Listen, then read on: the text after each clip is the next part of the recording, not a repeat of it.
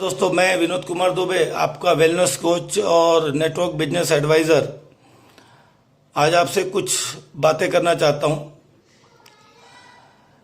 जैसे कि आपको मेरा बैकग्राउंड पता ही है कि मैं भारत सरकार के कई रिसर्च संस्थानों में एज ए साइंटिफिक ऑफिसर और केंद्रीय उत्पाद एवं सीमा शुल्क में मैं कस्टम ऑफिसर के तौर पर भी काम कर चुका हूं। आज का ये जो वीडियो रिकॉर्ड मैं उन लोगों के लिए कर रहा हूं जो ज़िंदगी में कुछ करना चाहते हैं। जब मैं छोटा था तो मेरे पास बड़े बड़े सपने थे, मैं ज़िंदगी में कुछ करना चाहता था, लेकिन जब पिताजी के साथ उनके ऑफिस में आता था तो उनके बड़े बड़े अधिकारियों को भी देखा, वो चीज़ें नहीं हुआ करती थी। जबकि मेरे कॉलेज में मेरे साथ पढ़ने वाले गुरमीत सिंह जी थे, उनके घर जब मैं जाता था, जो मेरे बहुत अच्छे दोस्त थे, जब मैं उनके घर जाता था तो उनके घर में गाड़ी थी, बंगला था। उस समय के हिसाब से वीसीडी, वीसीआर और उस सप्ताह की सभी चीज़ें हुआ करती थी उनके घर में। तो ये तो लगा कि कुछ भी करना है तो बिजनेस ही करना पड़ेगा। और मैंने उनके पिताजी से कई बार पूछा कि अंकल, अगर मैं बिजनेस स्टार्ट करना चाहूँ तो मुझे क्या करना पड़ेगा। तो उनकी एक ही एडवाइस थी, बेटा ये अभी उम्र नहीं है, अभी पढ़ाई कंप्लीट कर लो, उसके बाद आपसे बात होगी। लेकिन दुर्भाग्यवश जब मैं पढ़ाई कंप्लीट किया तब उनकी डेथ हो चुकी थी और इसलिए फिर ये बात को वहीं छोड़ना पड़ा। और चूँकि मध्यम परिवार से बिलोंग करता था, मध्यम वर्ग से, तो बस वही था, सरकारी नौकरी कर लो। और ऊपर वाले की मर्जी से सरकारी नौकरी भी मिल गई और फिर उसमें ही व्यस्त हो गए, फिर शादी ब्याह हो गया, फिर बच्चे हुए, उनकी पढ़ाई लिखाई, यानी अब वो बिजनेस करने का और जो सपना देखा था वो तो पूरा करने का एक अलग ही बात चली गई। अब ये हुआ कि किसी तरह से घर चलना चाहिए। और फिर ये भी बात आ गई कि भाई, जैसे मुंशी प्रेमचंद की एक कहावत थी कि अगर आप जो पगार तो पूनम का चांद होती है, एक दिन पूरा दिखती है, बाद में धीरे धीरे अमावस्या होती है। तो उसी तरह से बस उसी में मैं अपना एडजस्टमेंट करके घर चल रहा था। और उसके बाद जब मैं सेंट्रल एक्साइज कस्टम में जब मैं आया एज ए इंस्पेक्टर और फिर मैंने ऑडिट के लिए कई कंपनियों में गया, तो देखा उनके मालिक के पास एयर कंडीशन, अच्छे बंगले, आलीशान गाड़ियाँ, वो सब चीज़ें उनके पास थी। तो फिर से वही सपना जग गया कि यार, गुरमीत के पिताजी सही बोला करते थे, अगर कुछ करना है तो फिर बिजनेस करना पड़ेगा। क्योंकि मैंने अपने assistant commissioner, deputy commissioner, joint commissioner, even commissioner तक को भी मैंने देखा था, वो भी परेशान हुआ करते थे, यार महंगाई बढ़ते जा रही है, बच्चों का एजुकेशन, ये सब बाकी है। तो मैंने देखा कि यार बिजनेस किया जाए। लेकिन फिर वही बात आ गई कि जब मैं देखा उन लोगों का, जब तब तो काफ़ी समझ आ चुका था कि भाई बहुत सारे पैसों की ज़रूरत पड़ती है, बहुत सारे अनुभव की ज़रूरत पड़ती है, रिस्क लेना पड़ेगा, उसका नॉलेज होना बहुत ज़रूरी है, मार्केट का कंपटीशन भी झेलना पड़ेगा, सरकारी नीति नियमों को भी आपको सहन करने की क्षमता होनी चाहिए। तो धीरे धीरे फिर वही हुआ कि अब नौकरी बढ़िया है, इसमें से कुछ बिजनेस करना चाहो भी तो नहीं हो पाएगा, क्योंकि समय निकाल नहीं पाएंगे, क्योंकि नौकरी ऐसी थी, अब नौकरी के रिस्क ले नहीं सकते थे, पैसा इतना था नहीं। खैर चलो, पैसे भी कहीं से जमा कर सकते हैं, फिर रिस्क कौन ले, क्योंकि अगर मान लो पैसे नहीं, बिजनेस नहीं चला तो फिर क्या किया जाए। तो फिर इस बात को एक ठंडे बस्ते में दोबारा डालने की नौबत आई। लेकिन दोस्तों, उसी बीच में मेरे एक अच्छे दोस्त थे जिन्होंने नेटवर्क मार्केटिंग व्यवसाय का एक बिजनेस मेरे पास लेके आया। तो नॉर्मली जैसे हर एक इंसान के पास एक रीज़न होता है, मेरे पास टाइम नहीं है, मैं व्यस्त हूँ, ये वही सब अपने स्टेटस की बात नहीं है। लेकिन जब उन्होंने बिजनेस की बात की और बताया कि तो वैसा देखो, इनकम भी यहाँ से जनरेट तभी होगी जब कुछ माल बिकेगा, ये कोई मेंबर बनाने का बिजनेस नहीं है। और रही बात टाइम की, तो देखो टाइम तो आपको निकालना ही पड़ेगा, लेकिन जब तक के आप टाइम नहीं निकाल पाते तो मैं हूँ ना आपके साथ में। तो फिर मुझे एक ऐसा लगा कि जब मेरे पास टाइम नहीं है तो एक बंदा मुझे कह रहा है कि टाइम मैं निकालूंगा। जब मैं कहता हूँ कि बिजनेस स्टार्ट करने के लिए मेरे पास पैसे नहीं है, तो वो कहता है कि भाई एक महीने की सब्जी भाजी का जो खर्चा होता है उसमें आप बिजनेस को खड़ा कर सकते हैं। मैंने कहा भाई मेरे पास नॉलेज नहीं है। तो उन्होंने कहा भाई नॉलेज के लिए हमारे पास पूरी एक अच्छी टीम है, आपको बिजनेस को सिखाएगी भी, और जब तक आप सीखोगे नहीं तब तक हम आपके बिजनेस में आपको सपोर्ट भी करते रहेंगे। तो फिर वही लगा कि यार, जो अपने पास टेंशन था कि भाई मैं टाइम नहीं निकाल सकता हूँ, मैं पैसे नहीं लगा सकता हूँ, तो फिर लगा कि यार एक व्यक्ति है जो लाखों करोड़ों रुपए लगाने को तैयार है, एक ऐसी टीम है जो मुझे बिजनेस सिखाने को तैयार है, एक ऐसा व्यक्ति है जो मुझे सपोर्ट करने को तैयार है। तो चलो क्यों ना एक सपने को पूरा करने का एक अच्छा मौका दिखाई दिया और फिर मैं उस बिजनेस में आया। और दोस्तों आप मानोगे कि मैं बहुत सीरियस था, क्योंकि सपने मेरे थे ज़िंदगी में, मैं बहुत बड़ा इंसान बनना चाहता था, गाड़ी बंगला, क्योंकि मैंने उन तंगहाली की ज़िंदगी को जिया था। तो मैं चाहता था कि एक अच्छा मौका मिले जिससे कि मैं भी अपनी एक ज़िंदगी जी सकूं। और जब ये मुझे दिखाई दिया तो मैंने तुरंत इस बिज़नेस को ज्वाइन किया और इस बिज़नेस को मैंने सीखना शुरू किया। जब भी मुझे ज़रूरत होती थी, जिस व्यक्ति ने मुझे जोड़ा था उस बिज़नेस में, उसे अपलाइन कहा जाता है, वो आते थे और मुझे सिखाते थे बड़े प्रेम से, जैसे माता पिता अपने बच्चों को सिखाते हैं उसी प्रेम से वो मुझे सिखाते थे। मैं जहाँ जहाँ लेके जाता था वो मेरे साथ आते थे और फिर उन्होंने एक बिजनेस करने के लिए एक बहुत बड़ा नेटवर्क तैयार किया।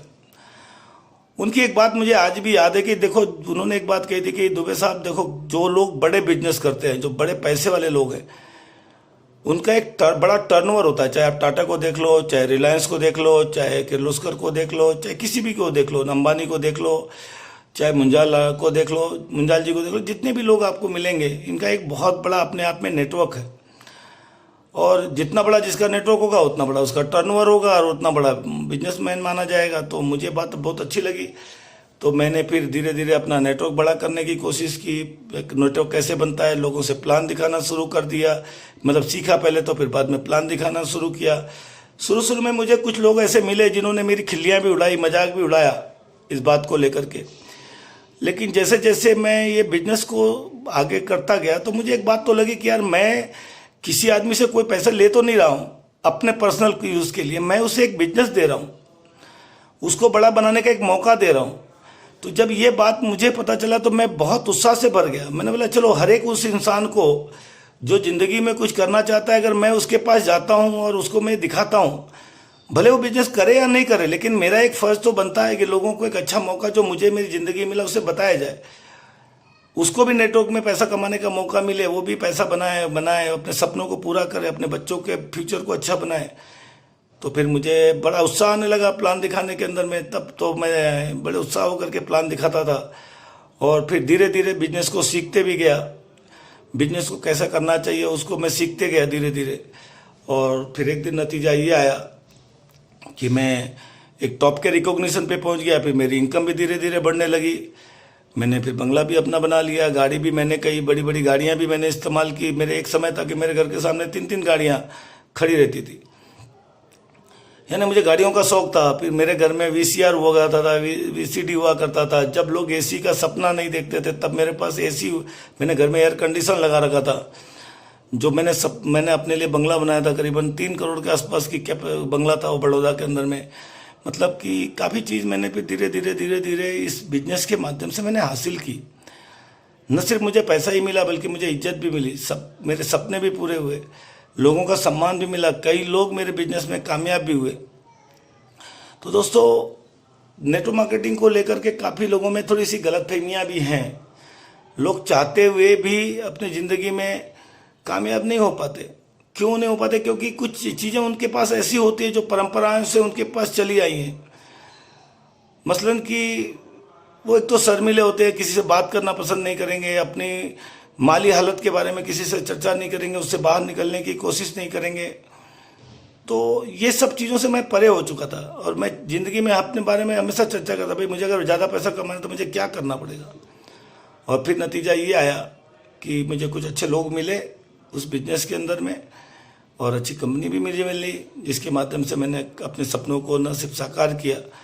तो दोस्तों, एक चीज़ तो है कि आप अपने आप को कभी मुगालते में मत रखिए। जनरली हम अपने आप को एक इस तरह से वो रखते हैं कि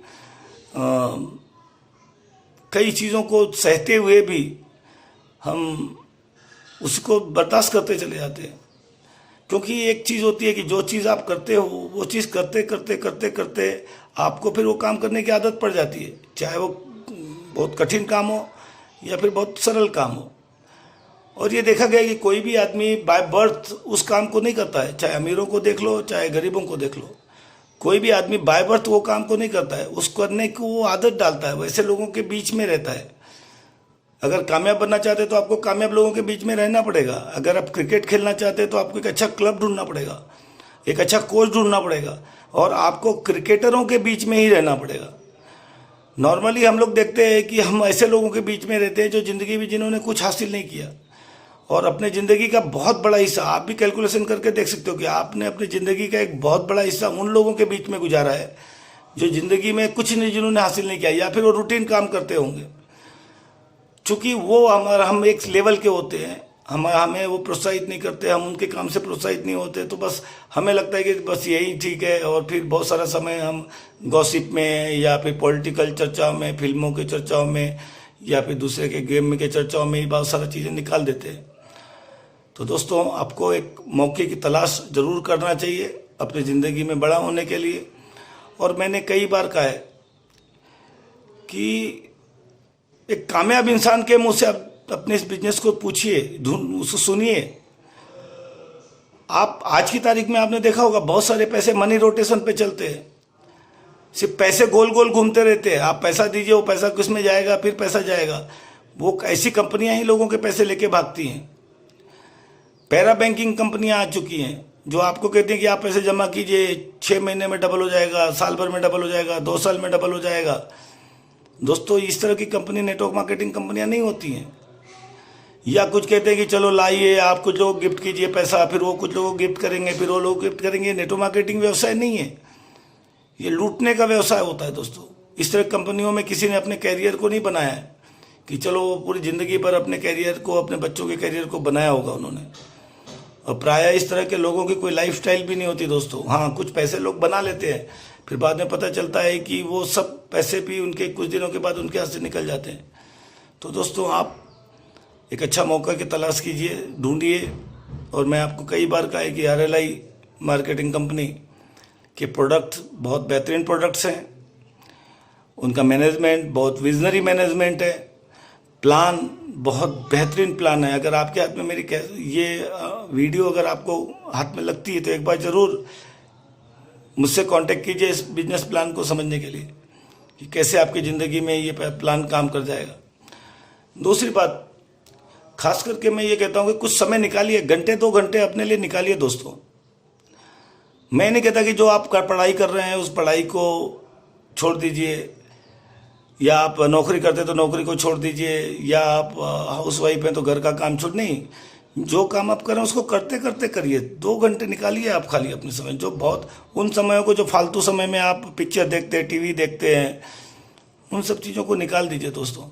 फिर देखोगे आप एक बार ज़िंदगी में ज़रूर कामयाब हो जाओगे। जाते जाते मैं आपको सिर्फ एक बात कहना चाहूँगा कि इंसान ने आपको एक अमीर और कामयाब इंसान बनने के लिए पैदा किया है आपको। आप ऊपर वाले के बहुत चहेते जीव हैं, वो चाहता है कि आप कामयाब हो जाएं। मैं एक कहानी आपको सुनाना चाहूँगा जो मेरी माँ ने मुझे बचपन में सुनाया था कि एक राज्य था जहाँ राजा का सिलेक्शन होता था, वहाँ इलेक्शन नहीं होता था, लेकिन वहाँ पे कोई भूतपूर्व की प्रथा भी नहीं थी। 5 साल के बाद उस राजा को राज्य के बाहर एक नदी थी, नदी के में बांध करके उस तरफ फेंक के आ जाया करते थे। और उसको उस जंगल में, उसके पास जंगल था, जंगल में शेर, चीता, भालू उसको फाड़ के खा जाया करते। कोई राजा वहाँ से वापस नहीं, उसकी हड्डियाँ मिलती थी दोबारा। तो एक समय ऐसा है कि वहाँ पे कोई राजा बनने को तैयार नहीं हुआ, तो फिर बड़े मुश्किल में हो गए। तो बिना राजा के राज कैसे बनेगा। तो एक लड़का बिल्कुल यंग था, वो कहा कि इस साल मैं राजा बनूंगा। लोगों ने बड़ा ताजुब किया, इस यंग लड़के को ये नहीं पता कि 5 साल बाद क्या होता है। तो वो राजा बन गया। पहले साल उसने अपने